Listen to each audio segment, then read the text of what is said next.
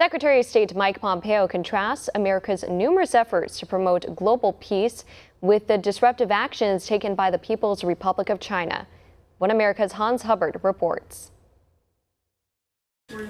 Today I want to discuss a theme that deserves far more attention, and that is that America is a force for good in the world.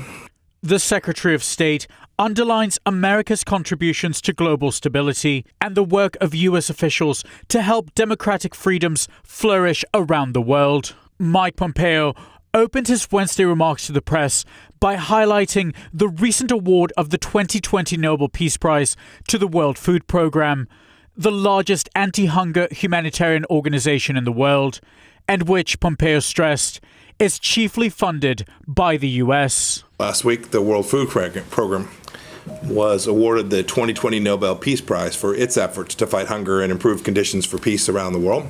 The United States has supplied 43% of the WFP's budget, by far the greatest contribution from any nation in the world, and more than 700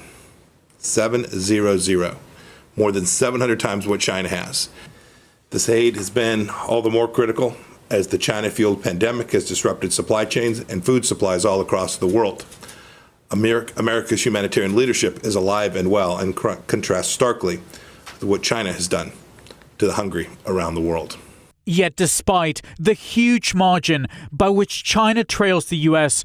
in terms of contributions to humanitarian missions, as well as its communist government's lengthy history of human rights abuses, the People's Republic of China has been able to infiltrate international institutions with alarming efficacy. Indeed, just last week, Pompeo teamed up with Education Secretary Betsy DeVos to caution American institutions against various schemes used by the Chinese Communist Party to extend its influence abroad. Last week, Secretary DeVos and I sent letters to universities and K-12 administrators across the United States to warn how the CCP uses Confucius Institute and Confucius classrooms to spread propaganda and to stifle academic freedom.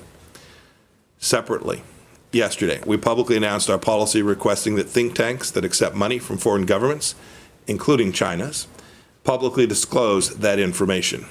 Pompeo lamented this state of affairs, echoing his earlier condemnation of China's accession to the UN Human Rights Council as a sign of the organization having irredeemably lost sight of its true intended purpose. He went on to assert, America will continue to defend inalienable rights and democratic ideals worldwide, with or without the assistance of international institutions. Of course, yesterday, China as well as Russia and Cuba won seats on the Human Rights Council, a win for tyrants, an embarrassment for the United Nations. It's an example, an indication of why we were right to leave that body. When institutions are irredeemable, as was demonstrated yesterday, the United States under President Trump simply will not participate. Hubbard, One American News. Want to see more videos like this? Click on the link below and subscribe to One American News on YouTube. And call your cable provider and kindly demand that One American News is added to your lineup. Call and subscribe today.